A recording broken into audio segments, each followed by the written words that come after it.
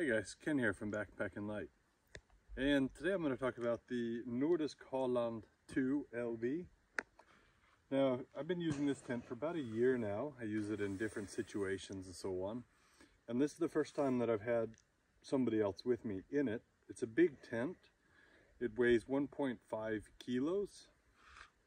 And, you know, it's your traditional tunnel tent. And you can compare it kind of to the Hilleberg Anjan 2, but I would say if you're having to choose between those two, this is the tent you want to get. And the reasons are many, but I'll just start. One, if you look at the Anjan, it's got a fairly small vestibule. I would say this one is considerably bigger vestibule, and I'll show that in a minute. And this one also has two top ventilation and a lot of ventilation throughout it. If you compare that to the Anjan that has all the ventilation on the bottom. Now the Anjan is a great tent for the mountains because you usually get a nice breeze and so on. So usually that kind of ventilation isn't a problem. But when you're in lowland like I am now, we're right next to a river, me and my son, then you get a lot more condensation in something like the Anjan because it just doesn't have that same kind of wind flow. But this one has two very nice top ventilation, and it's a very roomy tent. It's considerably larger than the Anjan. I think the Anjan is something like 120 at its widest, while this one is 140 at its widest. So I actually have two very wide, thick sleeping mats in there. I have the Mondo King XL, which I think is 70 centimeters, and then I have the Big Agnes Deluxe Core, Cube Core, which is also about 63 centimeters wide, I think. So we'll go ahead and take a quick look around the tent itself.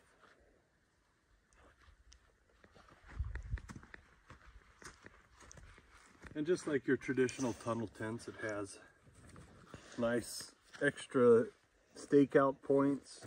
It's a fairly easy tent to set up. And you can go ahead and show the vestibule here. You can see the two big sleeping mats in there. It's got top ventilation. It's even got ventilation in the inner tent itself. So you don't really find the condensation on this tent to be worse than it is in a lot of other similar tents.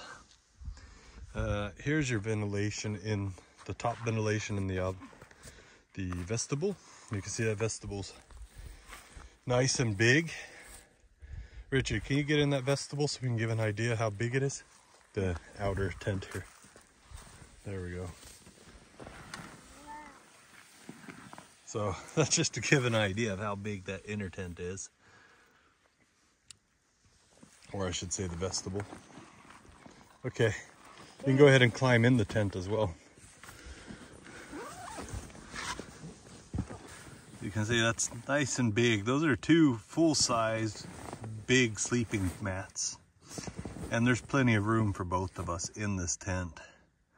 On your standard two-man tent, there's very few of them that are this wide. Most of them are a little bit smaller, and that's to save weight. But the Nordisk saves weight by using thinner materials. They're still good enough. I believe it's 15 denier. I could be wrong there. It could be, actually, let me check real quick. So it's actually a 10 denier nylon on the outside, and it's got 2,000 millimeter waterproofness.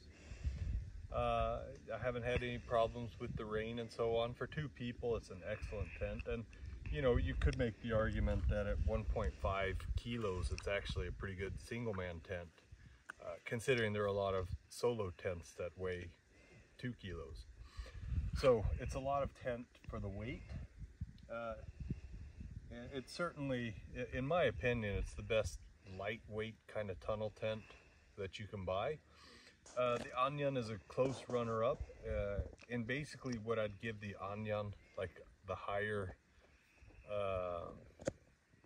you know, where I'd rate the Anjan a little higher, is that it's a little thicker materials, a little more, you know, you feel the quality in the tent a little more than what you do on this one.